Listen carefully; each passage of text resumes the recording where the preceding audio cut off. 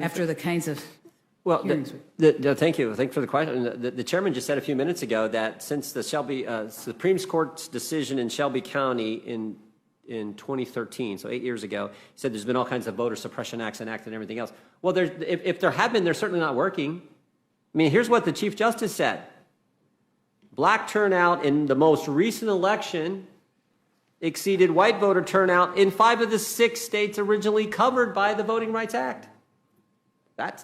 So if there's been all this suppression that previous Democrats speakers have talked about, I'm sure it isn't working very well because we have record turnout, which is, as we've said now multiple times, the ranking member said it, I think all the Republicans, is a good thing. So of course that hasn't happened.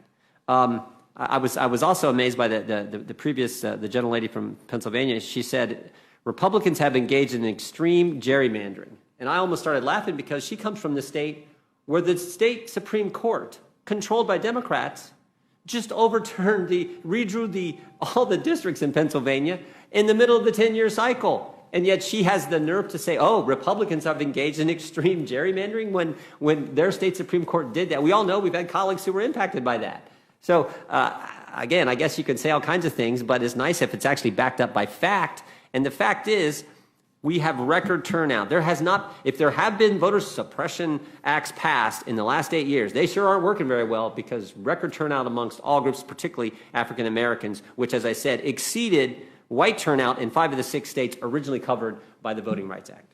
Thank you, Ranking Member. And Ranking Member, Section 3 of the bill, it creates a retrogression provision. I'm wondering if you could speak to that because it seems like this language is very broad and open-ended. Right, and the general concern, I think, I appreciate bringing this point up as well. The general concern is this requirement that now to do anything different, you got to get an okay from the federal government.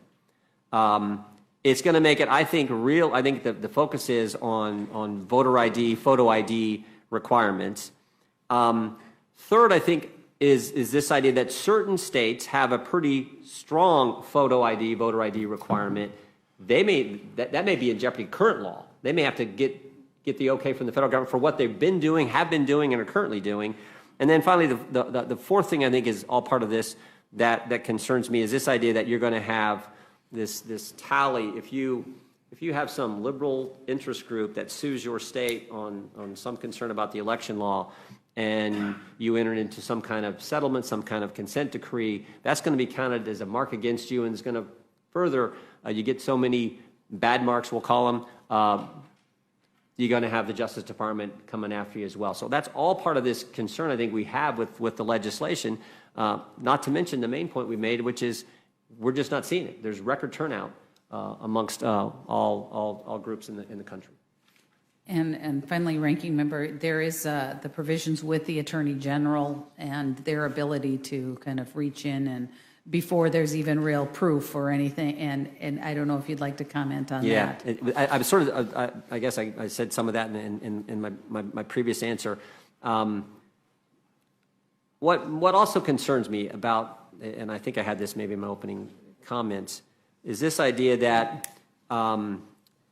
for those states, if you remember when Attorney General Barr left, he said if your state goes back to the law it had pre-pandemic, pre-COVID, you're fine. If you go back to the law that they had been in effect just a year ago and had been working fine and never had a problem, no Justice Department in the Obama administration or the Trump administration had said any concern about it, that was presumed fine.